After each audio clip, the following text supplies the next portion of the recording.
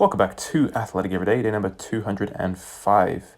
And that is right, you're watching me starting off the workout with a working set. That's not because I didn't do warm-up, it's because for the warm-up I utilized the recording of those two videos that you saw me upload earlier today, if you saw those. One of those was a snatch tutorial, so if you're a beginner and you want to learn how to do snatch, all of the progressions that you can do to work up towards doing that, that was one of the videos.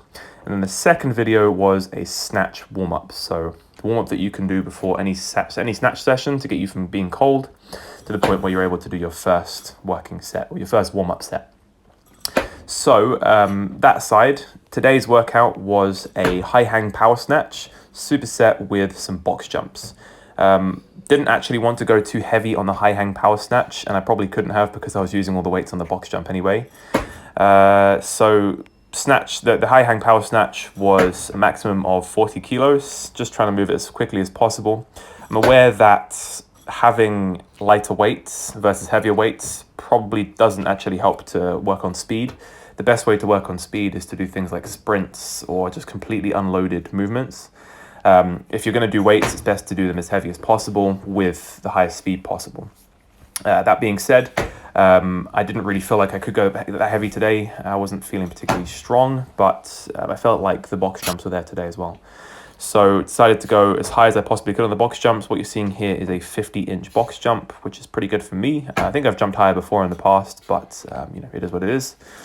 So the reason I decided to superset these two together is a little bit of kind of contrast training. So with contrast training, you're usually doing a loaded exercise followed by an unloaded exercise, or a heavily loaded exercise followed by a very lightly loaded exercise.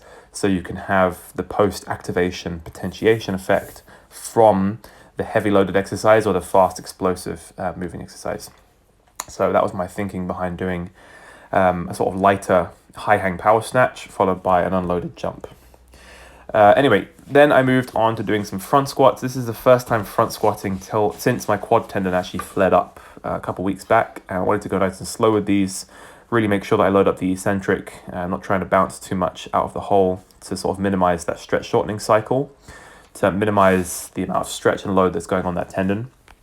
So top set today, really didn't want to go too heavy with these, so I worked up to a top set of 80 and just did 2 sets of 8. This actually felt okay on my quad tendon. During this workout, it actually felt quite fine, even while doing the jumps.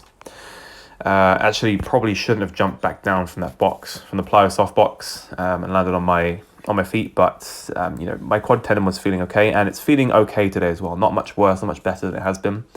So I guess that's a good sign that this workout didn't cause it to flare up excessively. So maybe this is a sign that I can start incorporating front squats back in with a bit of caution, because I know that if you do them excessively and also lots of jumping, and you try and go back in to the level you're at before without having a rehabilitation program, then that's just going to create more problems than it solves, really. So yeah, 2 sets of 8 on the front squats, feeling fine. What I'm really focusing on here is loading up my quads as much as possible. So maintaining as vertical a torso as possible, trying to really force my knees as far forward as I can while keeping that flat-footed ground contact. And yeah, by doing that, I'm loading up the anterior chain, loading up my quads as much as possible. The more you can get that knee to travel over the toe, the more vertical your torso can stay, and the more you're going to load up those quads. It obviously gets difficult as the set goes on, and you'll find this whenever you watch yourself do a set of extended set of squats. You'll find that as you get more and more fatigued, your body will tend to compensate to the mechanisms that it's used to using. So for example, with me, I'm very hip dominant. You'll notice my hips start to shoot out a lot more, and I've also got very long femurs. My hips will tend to shoot out a lot more as I get tired. That being said, that was it for lower body. Then I decided that I'd finish up with a little bit of handstand training. Probably wasn't the best handstands I've done in a little while, so I decided that I'd go up against the wall, chest towards the wall, just trying to get as much shoulder flexion as possible out of my shoulders, because when I do this freestanding, I tend to not have as much.